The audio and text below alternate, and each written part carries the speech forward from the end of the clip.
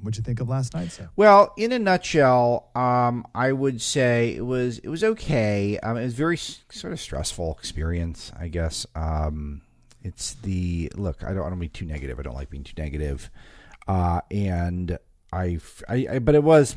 I don't know, Mike. It was a kind of a disgraceful night for everyone all around. I thought that the story of the night were the moderators, and that we live in a country where the fourth estate is supposed to hold the powers that be accountable. We have essentially an incumbent who, in the shape of Kamala Harris, who was treated as though she was a monarch or deity and would need to be protected by the establishment media, which was kind of mind-blowing. And I can't imagine being an undecided voter and watched the fact that, hey, Mike, you know what? I'm a feminist. And to see a woman up there and to feel like she'd get white-knighted by the media was just pretty disgraceful. And just the fact that we have ABC Disney, a pro-China company that's in charge of, these debates is just, I think, what are we doing here?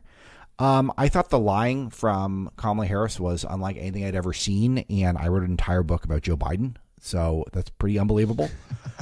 And that said, I think that President Trump, we did not get our strongest version of President Trump. I think that he was fine. He was getting gang tackled. He was getting beaten up, and that's the standard. But he didn't have any zingers chambered. There were a lot of opportunities for him to avoid doing exactly what the Democrats and the left wanted him to do, and yet he did exactly what they wanted him to do over and over again.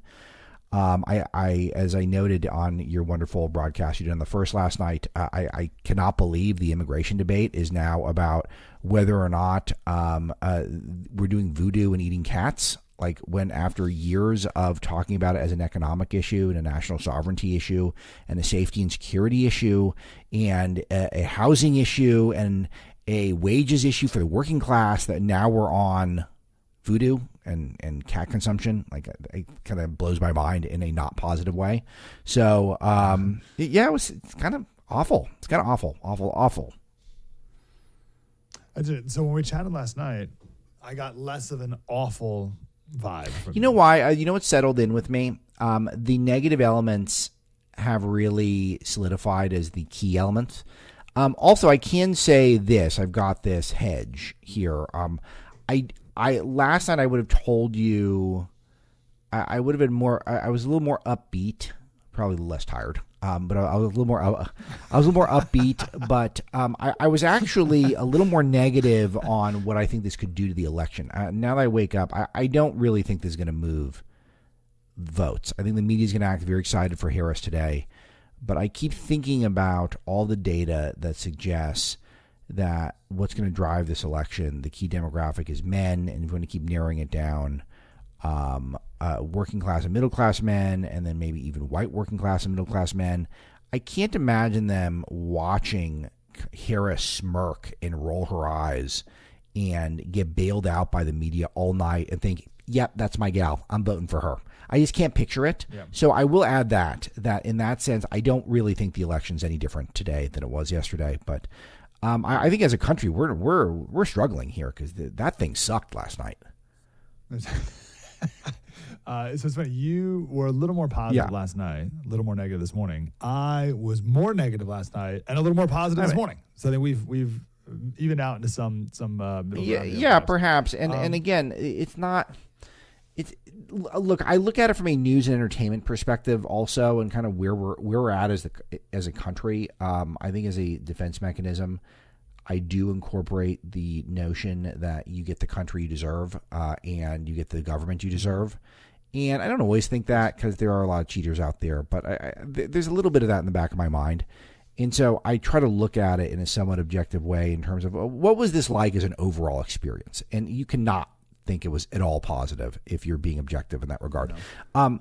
I think last night what I really wanted to do is I was online and I'm watching all these people act like Harris won, and I thought Harris was terrible. I thought she was really bad. I think she's a bad candidate. I think she's a bad debater. And she did succeed in getting Trump to take the bait, as everyone will say, take the bait, take the bait. That's what you're going to hear all morning, and it's all true. That's all true. He did take the bait every time. Didn't avoid it one time. I don't get it. I mean, he had to have known that was a possibility that was going to come up. So I do want to push back on this notion that she won anything. She didn't win anything. She came up with no new ideas. I don't think she courted a single demographic effectively other than the pro-abortion crowd.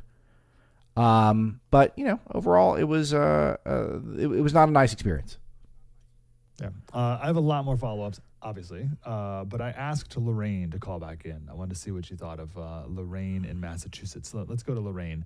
Sure, go ahead. Get back to it. Hey, Lorraine, how are you? Hi, guys. Sorry I lost the call. I was in a bad area. But one thing that Trump did not do last night was play on people's emotions for the liberals, where Kamala Harris played on everyone's emotion.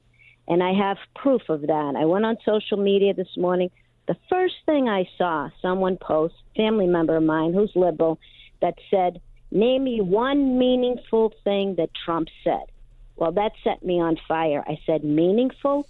How about policies, closing the border, drilling, tariffs? People are suffering in this administration. This is all part of it. She was part of it, but they don't see this. It's all about feeling good and emotional. And he needs to somehow dig in someplace to get the emotion of people, because people are suffering. And as far as Kamala Harris's $25,000 tax credit on new businesses, good for her, because all of our small businesses, including my business, will be out of business.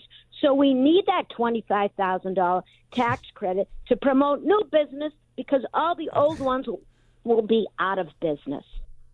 That's a good line, Lorraine. Yeah, that would have been a good one. Lorraine, thanks for the call. What do you think of the first part? Yeah, I don't agree. I think that she was incredibly manipulative and insincere, deeply insincere, and he got attacked by three people at once. So I don't know. I got emotional level. I was much more with Trump. I thought she was quite cold. I don't see her as. But that said, I do think this will be I do think that. I'm not trying to sound at all bigoted or sexist or anything like that. I think men and women are going to see this totally different. I think there's a lot of women who will probably have bought Kamala's shtick. I don't think a single man on earth will have bought that shtick. And I think that a lot of women will agree with my take, which is that how do we have a country where the news media and the Democrats team up to debate a guy who's not even in power? He hasn't been in power for 4 years. So I do think emotionally, I give Trump the edge on that, actually. So I've always been a big believer in body language, and like if you watch a debate on mute, you can learn maybe even more than if you listen to it. So a lot of said is of Kamala's like facial expressions and reactions and whatever. Did you find that off-putting? Deeply. I thought she was bad. I thought she was bad. It's like the one place where I'm deeply disconnected from what I'm seeing in the media. Again, I'm always trying to put on my objective hat. I try my best to be as down the middle as possible, while stating, who I'm rooting for. I want Trump to win. It's very obvious. But I don't get this acting like she did a good job. I thought she was terrible. I don't think she did a single zinger that was effective. I thought her canned lines were completely fake. She's a big phony baloney nothing. She stands for nothing. That closing statement was just truly pathetic. It's just like she platitude after platitude, just so irritating. I couldn't wait to turn off the TV. And we're in an interesting spot here, because we have to talk about what happened last night. But if you say anything like that you think is true that may be bad against Trump, you're attacking Trump, and then people maybe aren't also hearing but Kamala stunk. Like, yes, Kamala people are missing that. good. And I'll tell you, the New York Times put out a survey this morning saying the pundits thought Kamala won and the public was not so sure. Not that the public thought that Trump kicked butt. Trump didn't kick butt. It was not a great night for Trump. But it wasn't like he lost a ton of ground, because she's not good. She's not a good candidate. She's not persuasive. Okay. That being said, I still think we do need to speak to the first. So let's Sure. take one more call on this, and then we can Please. pivot out, because I think it needs to be addressed and like put a bow on it. Scott's in Pennsylvania. Hey, Scott, you're on with Alex Marlow. Hey, that's awesome. Hey, thanks for taking my call. It's a privilege here to talk to you. But I've got to tell you, I'm beside myself over this. I mean, I think Trump lost 2020. Take away all the ballot stuffing that was done, but I think he lost 2020 because his ego got in the way. I think he showed up last night. I think he was terribly unprepared. He had opportunities to absolutely go after her in ways that would have shown the American people that he's on their side. And it was just terribly disappointing. I don't think he earned anyone's votes last night. I'm still voting for Trump. I know a lot of people who will and are, but he's got to be able to get some people over to his side. I don't think he did anything to ingratiate himself last night to the American people. And she's a kook. So I mean, and again, he went in and he debated against 3 people, right? So, but he should have known all these things, and he just can't show up. He's like that football player who you coach who is an absolute amazing athlete, but never puts in the time to finish. And that's what it felt like last night watching that debate. Thank you, Scott. Yeah, I don't agree either. I thought that I just don't see what voter moved from Trump to Harris.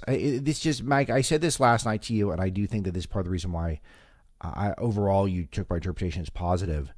I liken it to the P word tape, the grab him by the P word tape that took place right around this time in 2016. And it didn't move a single vote. And I told everyone's not going to move a vote. No one who's voting on immigration and who's voting on the corruption of Hillary Clinton is going to care about this tape. It's very similar. There's no one who is, there's no one who's paying 2.5 times at the gas tank what they were when Trump left office and Kamala took office. There's no one who cares about last night's debate performance who's voting on that issue and changed their mind. There's not a single person on the planet who did that, who thought, you know what, Trump was he was a little more irritated yesterday, so I don't care that my gas is 2.5 times as expensive. There's not one person who feels that way who's going to the polls